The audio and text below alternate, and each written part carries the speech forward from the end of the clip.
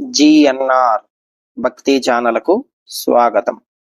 April 30వ తారీఖు అక్షయ తృతీయ. ఆ రోజు పరశురామ జయంతి సందర్భంగా పరశురామ జన్మ వృత్తాంతం గురించి తెలుసుకుందాం. శ్రీ మహాగణాధిపతయే నమః. శ్రీ గురుభ్యో నమః. శివాయ గురవే నమః. పరశురామ జన్మ వృత్తాంతం. పరశురాముడు అసలు ఆయన జన్మయే చాలా చిత్రంగా వచ్చినటువంటి అవతారం. అది ఒకళ్ళు ప్రార్థన చేస్తే వచ్చినది కాదు, ఒకరి పొరపాటు వల్ల వచ్చిన అవతారం. అదో చమత్కారం. అందుకే అది ఈశ్వరుడు తనంత తానుగా తీసుకున్నది కాదు, భగవదావేశము పూనడం వల్ల జరిగింది. ఎక్కడ జరిగింది, అది ఏ సందర్భము అంటే మహాభారతం అరణ్య పర్వంలో చెప్పారు. మహాభారతం శాంతి పర్వంలో కూడా దానికి సంబంధించినటువంటి స్పర్శ ఉంది. అరణ్య పర్వంలో జరిగినటువంటి వృత్తాంతాన్ని మనం ఇప్పుడు చెప్పుకుందాం. గాది అని ఒక మహారాజు, కాకపోతే కొంచెం ఆవేశావతారం వచ్చినటువంటి ప్రక్రియని అత్యంత శ్రద్ధతో వింటే గాని పట్టుకోవడం కష్టం అవుతుంది. చాలా శ్రద్ధతో వింటేనే పట్టుకోగలుగుతారు. మన సంప్రదాయాలు, పండుగల గురించి తెలుసుకోవడానికి జిఎన్ఆర్ భక్తి ఛానల్ను సబ్స్క్రైబ్ చేయండి. చేసిన వారు లైక్ చేసి షేర్ చేయండి. గాది అని ఒక మహారాజు. ఆ గాది అన్న మహారాజుకి ఒక కుమార్తె, ఒక్కతే కుమార్తె ఆమె. ఆయనకి కొడుకులు లేరు. ఆమె పేరు సత్యవతి. ఆమె సుగుణాల రాశి. అందుకని ఆమెను వివాహం చేసుకోవాలి అని ఆ రోజుల్లో చాలా మంది ప్రయత్నం చేశారు. అలా ప్రయత్నం చేసిన వాళ్ళల్లో భృగువు యొక్క కుమారుడైనటువంటి రుచీకుడు కూడా ఉన్నాడు. భృగువు, రుచీకుడు ఇది బ్రాహ్మణుల యొక్క వంశం. ఆయనది గాది, క్షత్రియుడు. క్షత్రియ కన్యని బ్రాహ్మణుడు చేసుకోవడం లేదా బ్రాహ్మణ, క్షత్రియ, ఇతర వర్ణముల వారిని నలుగురిని స్వీకరించేటప్పుడు బ్రాహ్మణుల దగ్గర నుంచి ప్రారంభించి చేసుకోవడం శాస్త్ర మర్యాద ఉన్నటువంటిది. ఆ గాది మహారాజు గారి యొక్క కుమార్తె అయినటువంటి సత్యవతిని భృగువు యొక్క కుమారుడైనటువంటి రుచీకుడు చేసుకోవాలి అనుకుంటున్నాడు. రుచీకుడు వెళ్ళి గాది మహారాజుని అడిగాడు. నీ కుమార్తెని నేను వివాహం చేసుకుంటాను అని అడిగాడు. అడిగితే గాది మహారాజు అన్నాడు, మా వంశంలో ఒక ఆచారం ఉంది. మేము ఆడపిల్లని ఎవరికైనా ఇవ్వాలి అంటే కన్యాశుల్కం చెల్లించాలి. ఏమిటా కన్యాశుల్కం అంటే ధనం కాదు, ఒళ్ళంతా చంద్రకాంతి ఎలా ఉంటుందో అటువంటి తెల్లగా ఉన్నటువంటి 1000 గుర్రములను, ఒక్క చెవి మాత్రమే నల్ల కలువ ఎలా ఉంటుందో అటువంటి కాంతితో నల్లగా ఉండాలి ఒక చెవి.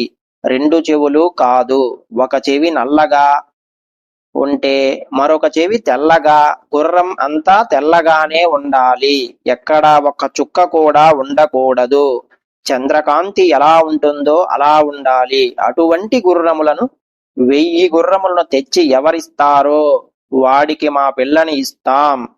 నువ్వు తెచ్చి ఇవ్వగలిగితే నీకు ఇస్తాను అన్నాడు గాది మహారాజు. భృగువు యొక్క కుమారుడైనటువంటి రుచీకుడు బ్రాహ్మణుడు. బ్రాహ్మణుని దగ్గర గుర్రాలు ఎక్కడ నుంచి ఉంటాయి?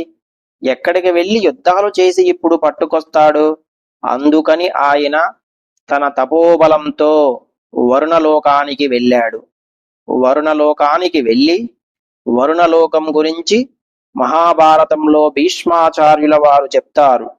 ఎవరు తటాకముల నిర్మాణం చేస్తారో, నదీ ప్రవాహములు యందు స్నానం చేయడానికి వీలుగా ఘాట్లు కడతారో వాళ్ళందరినీ వరుణలోకానికి తీసుకెళ్తారు. శరీర పతనానంతరం రుచీకుడు తన తపశ్శక్తితో వరుణుడి దగ్గరికి వెళ్ళాడు. వెళ్ళి ఆ వరుణుడిని అడిగాడు, అయ్యా, నేను పెళ్లి చేసుకుందాం అనుకుంటున్నాను, నాకు ఇవి ఇవ్వవలసిందే అన్నాడు. అదేమిటి, అలా ఇస్తారా అంటే, పెళ్లి చేసుకుంటానని అడిగితే అది ధర్మం. నా విద్య పూర్తయింది. గురువు గారికి నేను కట్నం ఇవ్వాలని అడిగినా ఇవ్వవలసినటువంటి కర్తవ్యం ఎవరిది అంటే రాజ్యాన్ని పరిపాలించే రాజుది. మరి రాజ్యాన్ని పరిపాలించే రాజు వరుణుడు కాదు కదా అని మీరు అడగొచ్చు. ఆయన దిక్పాలకుడు, ఒక దిక్కుకు పరిపాలకుడు, పశ్చిమ దిక్కుకు ఆయనే అధిపతి. పైగా ఆయనకు ఒక లక్షణం ఉంది, పుత్ర పౌత్ర అభివృద్ధి కారకుడు ఆయనే. అందుకే ఏదైనా క్రతువు చేసిన తరువాత ఆశీర్వచనం చేస్తే పశ్చిమ దిక్కుకి అధిపతి అయినటువంటి వరుణుడి యొక్క అనుగ్రహం చేత నువ్వు పుత్ర పౌత్రాదులను పొందెదవుగాక అంటారు.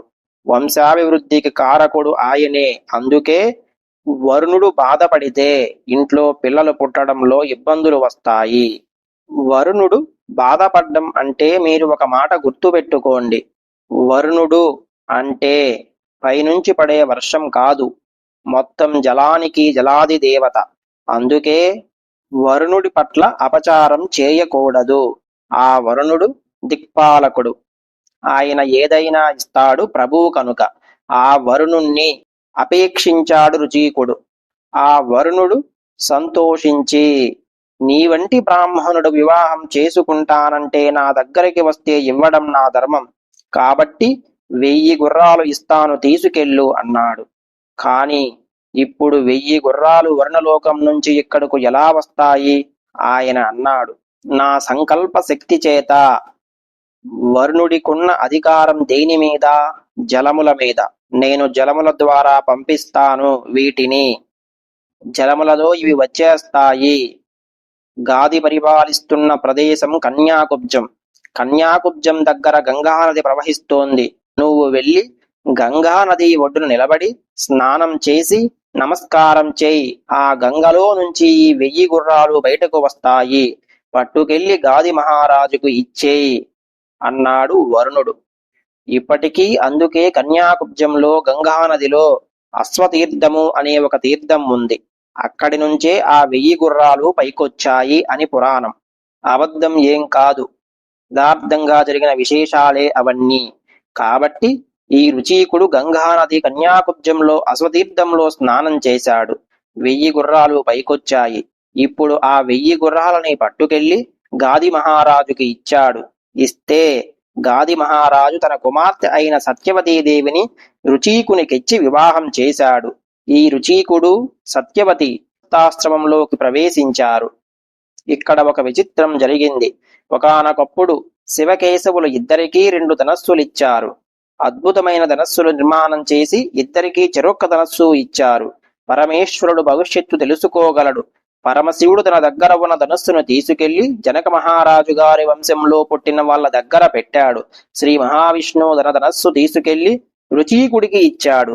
రుచీకుడు దగ్గర విష్ణు ధనస్సును ఎవరూ ఎక్కువ పెట్టలేరు. న్యాసం అంటారు, అంటే అదొక గౌరవం. అదొక గౌరవంగా ఇంట్లో ఉంచుకుంటారు. విష్ణు ధనస్సుని న్యాసంగా ఇంట్లో ఉంచుకున్నాడు. జనకులు ఎలా శివధనస్సును న్యాసంగా ఉంచారో వీళ్ళు విష్ణు ధనస్సును ఉంచారు. కాబట్టి ఈ 2 ధనస్సులు చెరొకరి దగ్గర ఉన్నాయి. ఈ రుచీకుడు సత్యవతీదేవితో సంతోషంగా గృహస్థాశ్రమంలో ఉన్నాడు. అలా ఉన్న కాలంలో ఒక రోజున భృగు మహర్షి కొడుకు ఇంటికి వచ్చాడు. భృగువు ఇంటికి వచ్చినప్పుడు మరి సత్యవతీదేవి ఎంత సంతోషిస్తుంది! ఎంతటి మహాత్ముడు, ఎంతటి తపస్వి ఆయనకు పరిచర్య చేసింది. సంతోషించాడు భృగు మహర్షి. అమ్మా, నీకు ఏం కావాలమ్మా అని అడిగాడు. అయితే మామయ్య గారు, మీరు తపోదక్షులు, మీరు వరం ఇవ్వగలరు. నేను మిమ్మల్ని ఒక వరం అడుగుతాను. నాకు కొడుకు కావాలి, మా నాన్నగారికి కొడుకు కావాలి అని అంది. ఆడపిల్ల గొప్పతనం ఎక్కడుందంటే, ఆడపిల్ల కేవలం మెట్టినింటి వారినే కాదు, పుట్టినింటి వారిని కూడా తరింపజేస్తుంది. మగపిల్లవాడు అలా తరింపజేయలేడు. అత్తవారిని తరింపచేయడం మగవాడికి శాస్త్రంలో సాధ్యం అయ్యే విషయం కాదు. మగవాడు ఒక్క తన వంశం వాళ్ళనే తరింపచేస్తాడు. ఆడపిల్ల ఉత్తమమైనటువంటి నడవడి చేత 2 వైపుల వాళ్ళని తరింపచేస్తుంది. తన తండ్రి గారు అయిన గాది మహారాజు గారికి కూడా కుమారుడు కావాలని అడిగింది సత్యవతి. తాను ఒక్కతే తరించడం కాదు, తన తండ్రికి కొడుకు లేడు, తాను ఒక్కతే కూతురు, తనని కన్యాదానం చేసేశాడు, కొడుకులు పుట్టాలని తీర్థయాత్ర చేస్తున్నాడు. మా నాన్నగారికి కూడా కొడుకు కావాలి అని అంది. వెంటనే భృగు మహర్షి ఆయన 2 చెరువులు ఏర్పాటు చేశాడు. చెరువులు అంటే ఏదో నీళ్లు తవ్విన చెరువులు అనుకోకండి. అవిష్య పాత్ర అంటారు. అవిష్య పాత్ర అంటే హోమం చేసేటప్పుడు వండినటువంటి అవిష్య అన్నం అని అర్థం. ఆ అవిష్యాన్నాన్ని కొద్దిగా 2 పాత్రలలో పెట్టి తన మంత్రశక్తి చేత అభిమంత్రించాడు వాటిని. వాటిలోకి ఆ తపశ్శక్తి ప్రవేశించింది. అమ్మా, మీ అమ్మ తిరిగి వస్తోంది తీర్థయాత్ర నుంచి. నిన్ను చూడడానికి ఇక్కడికి వస్తుంది. ఒక పని చెయ్యి. ఈ పాత్ర నువ్వు తిను. ఈ పాత్ర మీ అమ్మ తినాలి. ఎందుకంటే ఇద్దరూ ఒక రకమైనటువంటి కర్తవ్యత నిష్ట ఉన్న కుటుంబాలు కాదు. గాది మహారాజు క్షత్రియుడు, సత్యవతి గాది కుమార్తె అయినా తన కుమారుడైనటువంటి రుచీకుడు భార్య అయ్యింది. అందుకని బ్రాహ్మణుని భార్య. బ్రాహ్మణుని భార్య ఎటువంటి కొడుకును కనాలి? బ్రాహ్మణుడిని కనాలి. ఆ ఇంట్లో పుట్టినవాడు కూడా వేదాంగములు చదువుకొని శాస్త్రం చదువుకొని చక్కగా ధర్మానుష్ఠాన తత్పరుడై ఉండాలి. అంతేకాని గుర్రమెక్కి యుద్ధాలు చేసేవాడు ఎందుకు బ్రాహ్మణ కుటుంబంలో? అందుకని అమ్మా, నీకు బ్రాహ్మణుడు పుట్టాలి. నీ తండ్రికి బ్రాహ్మణుడు పుట్టి వేదం చదువుకొని జపం చేసుకుంటూ కూర్చుంటే రాజ్యం చేసేవాడు ఎవడు? అందుకని మంచి క్షాత్రం ఉన్నవాడు పుట్టాలి. అందుకని ఒకరి పదార్థం ఒకరు తినకండి, ఎవరి పదార్థం వాళ్లే తినండి. ఈ పాత్ర నీకు, ఈ పాత్ర మీ అమ్మకి. ఈ పాత్రలో ఉన్న పదార్థములను తిని గర్భదోష నివారణము అంటారు. ఈ పదార్థము బిడ్డగా తయారై దీని అనుగ్రహము చేత పిండం ఏర్పడేటప్పుడు ఆ పిండము ఏర్పడడానికి, పాపము నివారింపబడటానికి 2 చెట్లు చెప్పాడు. నువ్వు మేడి చెట్టుని కౌగిలించుకో. మీ అమ్మ అశ్వత్థ వృక్షాన్ని కౌగిలించుకోవాలి. రావి చెట్టును కౌగిలించుకోవాలి. ఈ పదార్థాన్ని తినండి, ఇద్దరూ గర్భవతులు అవుతారు అన్నాడు. సరే అంది సత్యవతి. పాపం భృగు మహర్షి అనుగ్రహించాడు అన్న సంతోషంలో, మామగారితో మాట్లాడటంలో ఏ ఆనందం వల్లో ఎవరు ఏది తినాలి, ఎవరు ఏ చెట్టుని కౌగిలించుకోవాలి అన్న విషయంలో పొరపాటు పడింది. భృగు మహర్షి వెళ్ళిపోయాడు. వెళ్ళిపోయిన తరువాత తల్లి వచ్చింది. ఎంతో సంతోషపడిపోయింది. అమ్మా, నీకు కొడుకు పుడతాడు. ఇదిగో ఈ పాత్రలోని పదార్థాన్ని నువ్వు తిను. ఈ పాత్రలోని పదార్థాన్ని నేను తింటాను అని అంది. పాత్రలు 2 మారిపోయాయి. తల్లి తినవలసినది తాను తింది, తాను తినవలసినది తల్లి తింది. చెట్లు కూడా మారిపోయాయి. అశ్వత్థ వృక్షాన్ని కౌగిలించుకోవాల్సిన తల్లి మేడు చెట్టుని కౌగిలించుకుంది. మేడు చెట్టుని కౌగిలించుకోవాల్సిన కూతురు అశ్వత్థ వృక్షాన్ని కౌగిలించుకుంది. తారుమారైపోయాయి లోపల ఉన్నటువంటి పిండాలు. ఒకడు అపారమైనటువంటి తేజస్సు సంపన్నుడు, క్షాత్రధర్మం ఉన్నవాడు, భూమండలాన్ని గెలవగలిగినటువంటి వాడు ఈమె కడుపులో పెరగవలసి వచ్చింది. అపారమైనటువంటి తపస్సు శక్తి సంపన్నుడు, ఎవరి పేరు చెప్పినంత మాత్రం చేత పాపములు దగ్ధమైపోతాయో, ఏ మహానుభావుడు అనేక మంత్రములకు ద్రష్టయో, ఎవరి బ్రహ్మర్షియో అటువంటి విశ్వామిత్రుడు ఒకరి కడుపులో పెరగవలసి వచ్చింది. విశ్వామిత్రుడు సత్యవతి కడుపులోకి రావాలి. పరశురాముడు యథార్థమునకు గాది భార్య కడుపులోకి వెళ్ళాలి. కాని తారుమారై పరశురాముడు సత్యవతి కడుపులోకి వస్తున్నాడు. విశ్వామిత్రుడు గాది కుమారుడుగా వెళ్ళిపోతున్నాడు. కొద్ది కాలం అయిన తరువాత ఆవిడకి అనుమానం వచ్చింది. తప్పు చేశానేమో, పాత్రలు మారిపోయాయేమో, మామయ్య గారు చెప్పినట్లు చేశానా అని అనుమానం వచ్చింది. భృగు మహర్షి మళ్ళీ వచ్చాడు. భృగు మహర్షిని అడిగింది ఆమె. మామయ్య గారు ఇలాగైనా చేయాలి, ఇలా చేశానండి అని అన్నది. భృగు మహర్షి, ఎంత పని చేశావమ్మా? ఇప్పుడు నీ కడుపున పరమ క్షాత్రధర్మం ఉన్నవాడు, అపారమైన ఆవేశం ఉన్నవాడు, విశేషమైనటువంటి గర్వాతిశయం కలిగినటువంటి వాడు, పౌరుష ప్రతాపమున్నవాడు పుడతాడు. మీ అమ్మ కడుపున అపారమైన బ్రహ్మజ్ఞానం ఉన్నవాడు, తపోనిష్ఠాగరిష్ఠుడు, మంత్రములకు ద్రష్ట అయిన ఋషి పుడతాడు. వాడు ఇటు పుట్టి వంశం ధరించాలి, ఈడు అటి పుట్టి ఆ వంశం ధరించాలి. భూమండలాన్ని అంతటినీ గెలిచి రాజ్యం చేయాలి అని అన్నాడు భృగు మహర్షి. మామయ్య గారు, ఇప్పుడు ఎలా అని అడిగింది ఆమె. ఎలా అంటే ఏం చేస్తామమ్మా, ఇప్పుడు మార్చడం కుదరదు అన్నారు భృగు మహర్షి. అప్పుడు ఆమె, పోనీలేండి, మార్చడం కుదరకపోతే ఒక్క ఉపకారం చేయండి అంది. ఏం చేయమంటావమ్మా అన్నాడు. మీ అబ్బాయి నన్ను కోరి కోరి పెళ్లి చేసుకున్నారు. మా నాన్నగారిని అడిగి వరుణదేవుని ప్రార్థించి 1000 గుర్రాలను తీసుకువచ్చి నన్ను వివాహం చేసుకున్నాడు. ఆయనకి తీసుకెళ్ళి పాపం నేను చూస్తూ చూస్తూ ఇంత క్షాత్రధర్మం ఉన్న కొడుకుని ఇస్తే, అయ్యో బ్రహ్మజ్ఞాని కొడుకుగా పుట్టకపోయాడే అని ఆయన అనుకుంటే అప్పుడు నేనేం చెయ్యాలి? ఇది నేను చేసిన పొరపాటు.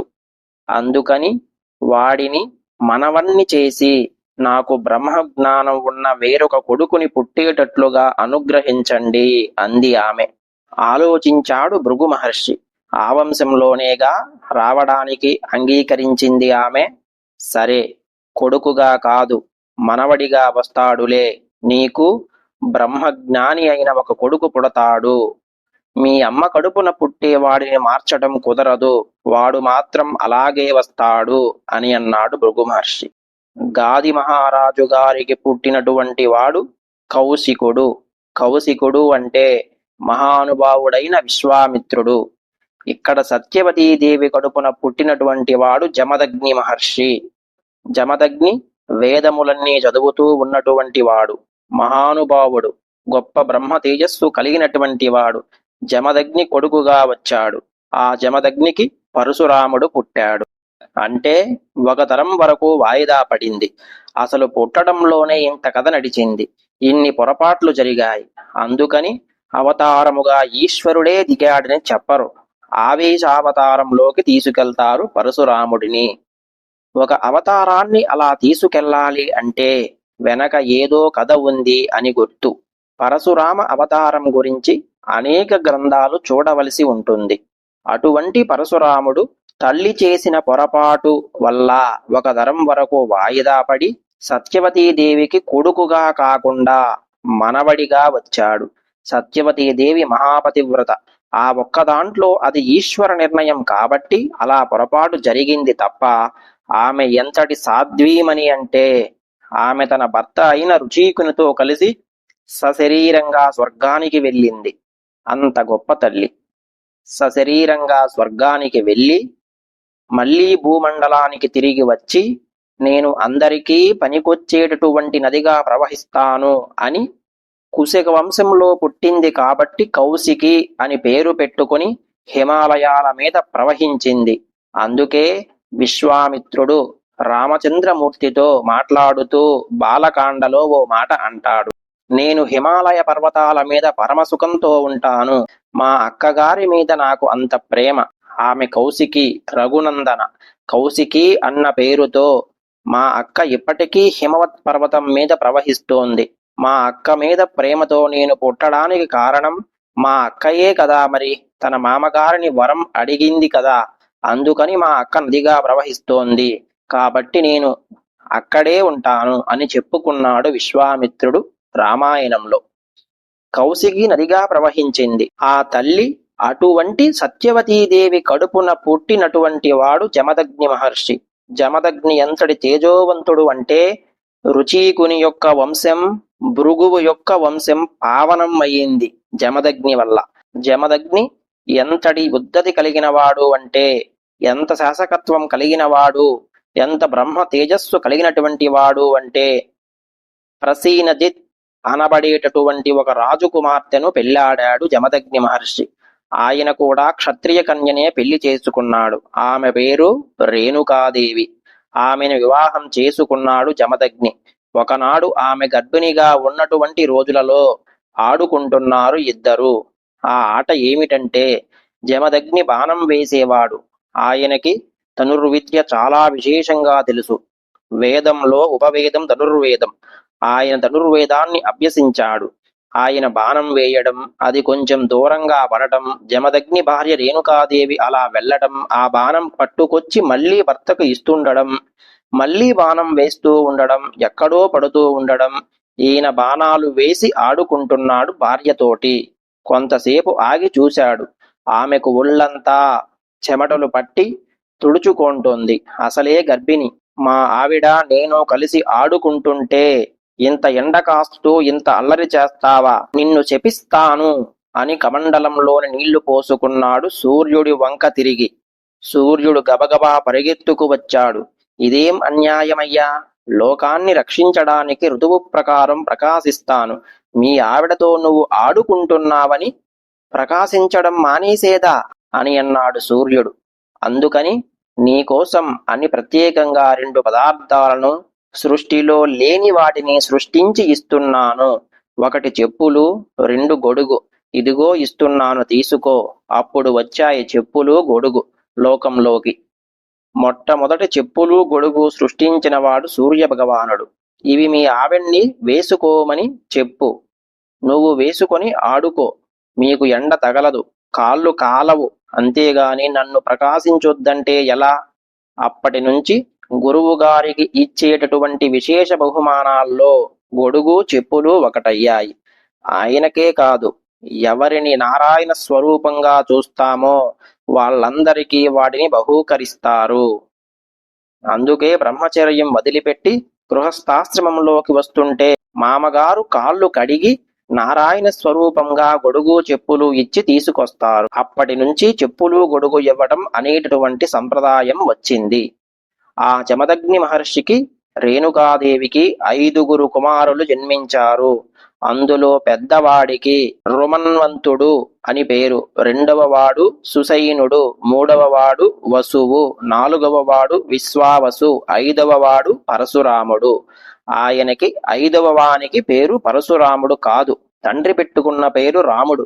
రాముడు అని పేరు పెడితే ఒకప్పుడు పెద్ద గొడవ వచ్చింది.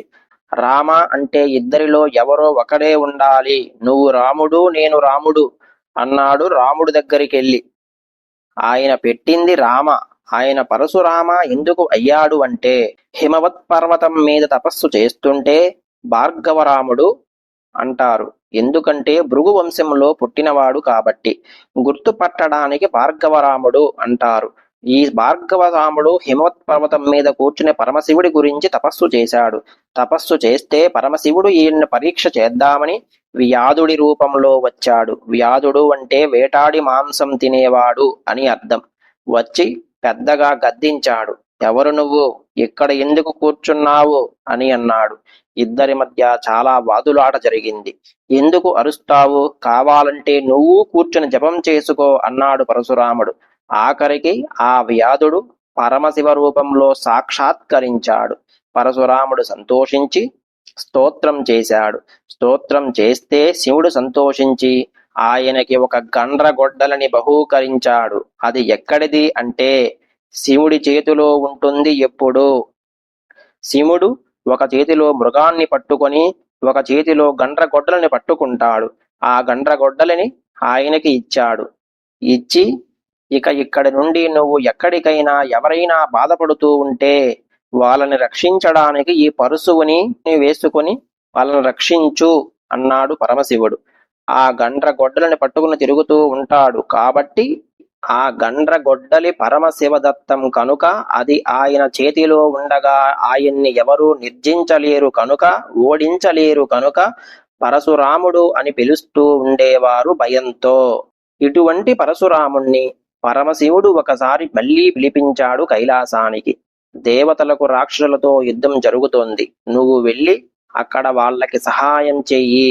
దేవతలకి రాక్షసులతో యుద్ధం చెయ్యమన్నాడు. అంటే పరశురాముడు అన్నాడు, నా దగ్గర నువ్వు ఇచ్చిన పరశువు తప్ప ఇంకేం లేదు, నాకేం ధనుర్వేదము తెలియదు, నేను యుద్ధం ఎలా చేయగలను అని అడిగాడు. అడిగితే పరమేశ్వరుడు ఒక వరం ఇచ్చాడు. నేను నిన్ను ఆవేశిస్తాను. ఆవేశించుట అంటే అంశ ఆయనలోకి ప్రవేశిస్తుంది, నీలో ఉండి నేను పని చేస్తాను కాబట్టి నీకు ఇంకా ధనుర్వేదం తనంత తానుగా భాషిస్తుంది. నువ్వు ఎంతమందిని అయినా వెళ్ళి పడగొట్టేస్తావు, యుద్ధం చెయ్యమన్నాడు. పరమశివుడి ఆవేశం కలిగింది. అందుకని ఆవేశావతారములలో ఒకటి అయ్యింది పరశురామావతారము. ఆ పరశురామావతారము ఆయన దేవతలకి సహజంగా రాక్షసుల మీద యుద్ధానికి వెళ్ళి ఆ రాక్షసులందరినీ కూడా పడగొట్టాడు. పడగొడితే ఆయన ఒళ్ళంతా కూడా తుత్తునియల కింద కొట్టారు రాక్షసులు. నెత్తురు ఓడిపోయి పూచిగా మోదుగ చెట్టులా అయిపోయాడు. అయి శివుడికి నమస్కరించి, నువ్వు ఇచ్చిన కర్తవ్యం పూర్తి చేశాను అన్నాడు. పరమేశ్వరుడు ఆయన శరీరం అంతటినీ తడిమాడు. తడిమితే ఆయన ఒళ్ళు వజ్రకాయం కింద మారిపోయి అపారమైనటువంటి తేజస్సు పొందేశాడు. అంతా తేజస్సు కాదు, అంత విశేష తేజస్సు కలిగింది ఆయనకి. అందుకే అప్పటి నుంచే ఏమైందంటే సామాన్యమైన వాడు పరశురాముడి వంక చూడలేడు. పరశురాముడు నడిచి వెళ్తుంటే కేవలం ఆయన్ని చూస్తే కొన్ని లక్షల సైన్యం మూర్ఛపోయేది. ఆయన యుద్ధం చెయ్యనక్కర్లేదు, ఆయన నడిచి వస్తే చాలు, ఆయన నడుస్తుంటే పడిపోయేవారు. అంతే. మహా తేజోవంతుడైనటువంటి వారు అయితేనే ఆయన్ని చూస్తారు నిలబడి. అంతటి తేజోమూర్తి అయ్యాడు. అంత తపస్సు చేశాడు. జటాజూటం కట్టుకొని గండ్రగొడ్డలి భుజాన వేసుకుని తిరుగుతూ ఉండేవాడు. అలా కొంతకాలం అయింది. చాలా కాలం గడిచిపోయింది. అలా కాలం గడిచిపోతూ ఉండగా ఒక విశేషం జరిగింది. ఒకనాడు జమదగ్ని మహర్షి తన భార్య అయినటువంటి రేణుకాదేవిని పిలిచి ఏదో అనుష్ఠానం చేసుకోవడానికి సరోవరానికి వెళ్ళి నీళ్లు తీసుకురమ్మన్నాడు. ఆవిడ ఒక పాత్ర పట్టుకొని నీళ్లు తీసుకురావడానికి వెళ్ళింది. అక్కడికి చిత్రరథుడు అనబడేటటువంటి గంధర్వుడు తన భార్యలతో వచ్చి మెడలో పూలదండలు వేసుకుని జలక్రీడలు ఆడుతున్నారు. ఆ గంధర్వుడి యొక్క రూపాన్ని చూసి ఎంత బాగున్నాడో అన్న భావనతో ఆయన చేస్తున్న జలక్రీడల్ని తమకంతో చూసింది రేణుకాదేవి. ఆ చూస్తూ ఉండిపోవడంలో ఆలస్యం అయిపోయింది. భర్తకి నీళ్లు, ఇంటికి పాత్ర తీసుకెళ్లడం ఆలస్యమైంది. భయపడుతూ గబగబా తీసుకెళ్ళింది. భార్యని చూస్తూనే గుర్తించాడు జమదగ్ని మహర్షి. నువ్వు మానసిక వ్యభిచారం చేశావు. మానసిక వ్యభిచారం చేసినటువంటి నువ్వు నా భార్యవు కావు. నా భార్యాస్థానంలో ఉండడానికి యోగ్యురాలివి కావు. అందుకనే నిన్ను భార్యాస్థానంలో ఉంచుకొని నేను ఇక గృహస్థాశ్రమంలో ఉండటం కుదరదు అని 5 కొడుకుల్ని వరుసగా పెద్ద కొడుకు అయినటువంటి వాడి దగ్గర నుంచి 5 పిలిచి మీ అమ్మను చంపేయండి అన్నాడు. అంటే పెద్ద కొడుకు రుమన్వంతుడు అన్నాడు, నాకు జన్మనిచ్చినటువంటి తల్లి పరదేవతా స్వరూపం, ఆవిడ్ని నేను చంపడం ఏమిటి, చంపనన్నాడు. 2వ కొడుకుని పిలిచాడు సుషేరుడు, అమ్మని చంపు అన్నాడు. నేను చంపనన్నాడు. 3వ కొడుకు వసువుని పిలిచాడు. నేను చంపనన్నాడు. 4వ కొడుకు విశ్వావసువుని పిలిచాడు. నేను చంపనన్నాడు. మీరు నలుగురు నా మాట వినలేదు కాబట్టి అరణ్యంలో చెట్లు మృగాలైపోండి అన్నాడు. వెంటనే వాళ్ళు చెట్లు మృగాలైపోయారు. 5వ వాడైనటువంటి భార్గవరాముణ్ణి పిలిచాడు. పిలిచి నీ తల్లిని సంహరించు అన్నాడు. వెంటనే కత్తి తీసి తల నరికేశాడు తల్లిని భార్గవరాముడు. ఆవిడ తల తెగి ఊడి పడిపోయింది. పడిపోగానే తండ్రి ప్రసన్నుడయ్యాడు. ఒరే, నేను చెప్పిన పని చేశావురా, నేను చాలా చాలా సంతోషిస్తున్నాను. నీకేం వరం కావాలో కోరుకో, ఇస్తాను, వరాలని అడుగు అన్నాడు. మా అమ్మ తిరిగి బ్రతకాలి, అది నా మొదటి కోరిక. బ్రతికిస్తున్నాను మీ అమ్మని అన్నాడాయన. నా అన్నలు మళ్ళీ చైతన్యం పొంది మనుష్య స్వరూపాలు పొందాలి అన్నాడు.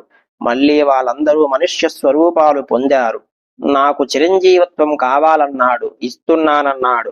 అందుకు పరశురాముడు చిరంజీవి అయ్యాడు. జమదగ్ని మహర్షి యొక్క వరం. ఇక్కడ మాత్రం చాలా జాగ్రత్తగా ఒక రహస్యాన్ని గమనించాలి. మహాభారతంలో మనకి ఖచ్చితంగా చెప్పినటువంటి ఋషి సందేశం. ఆయన చంపాడు అంటే పరశురాముడు ఆయనకు తన తండ్రి అయిన జమదగ్ని మహర్షి యొక్క శక్తి తెలుసు. అమ్మ అలా ఉండిపోతే మానసిక వ్యభిచారం చేసింది కాబట్టి భార్యాస్థానంలో ఉండకూడదు. చచ్చిపోతే మళ్ళీ బ్రతికిస్తే ఆ దోషం అక్కడితో పోయింది కాబట్టి మళ్ళీ భార్యాస్థానంలో ఉండొచ్చు.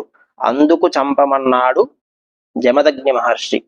ఆ తండ్రి అంత శక్తివంతుడని తెలుసుకున్నవాడు కాబట్టి పరశురాముడు చంపాడు. సామాన్యమైనటువంటి వాళ్ళకి నిజంగా తండ్రి అంత శక్తివంతుడైనా తల్లిని అన్నల్నే చంపకూడదు. నాకు మా నాన్నగారు మళ్ళీ బతికిస్తారు అనుకుని చంపేశానండి, పరశురాముడు చంపలేదా అని అనడానికి వీలు లేదు.